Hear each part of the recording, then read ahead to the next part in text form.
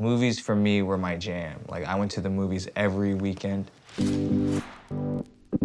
So, you know, I was driving to practice one day, and on the radio, they were like, do you want to be an actor? Do you want to meet casting directors, producers, agents, managers? If you want to be a dancer, singer, actor, it's like, call 1-800-STARS now. I called, and I went to this Hotel Marriott in Salina, Kansas, and it was all walks of life of people from 6 to 80 years old, people that just, you know, wanted to get in the industry, knew nothing about it, in the middle of nowhere in Kansas. And I read this Twizzlers audition in front of like all these people to see if I would get a call back to this, pretty much this showcase, this talent showcase.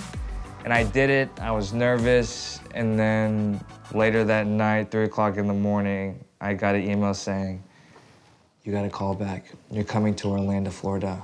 No way. And I'm just like, oh my God, I made it. Like, I'm going to LA. And you know, I obviously had to pay for this thing that I went to. Right.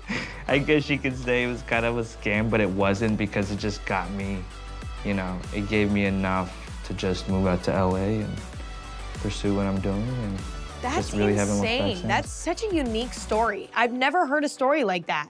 Like, what if you did, I always think about that too. Like, what if I didn't make a video?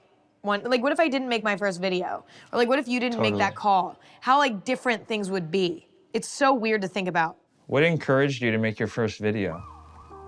To be honest, it's a little bit depressing, but I was in a pretty bad place. Like, I just felt very out of place at school. It just like wasn't the right fit for me. You know, it was a lot. And so it was summertime, and I was 16. I took my driver's test on my birthday, and I failed. That was like the one thing I was looking forward to. I was in a pretty bad space, mental health-wise, and so like, for me, I was like, once I get my license, I'm gonna have my freedom, and I'm gonna have the best summer ever by myself, you know, whatever, and it's gonna be great. But I failed my driver's test, and I was so crushed. And so that weekend, my dad was like, we need to find you a hobby of sorts. Like, you need to find something that, you know, brings you joy so that you're not, you know, so like sensitive. Like, you're so like vulnerable. You need like something that gives you like a feeling of accomplishment besides school, because all I was doing was like an school. outlet. Right. And so, you know, long story short, we drove into San Francisco. We filmed my first video, and I just haven't stopped since.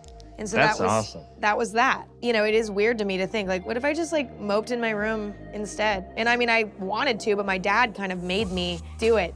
And Yeah. I'm very glad that he made me do it. Today I met Emma Chamberlain. We painted portraits of each other. We laughed with each other. I held a feather. She held a phone. It was a great time. So check out the episode now.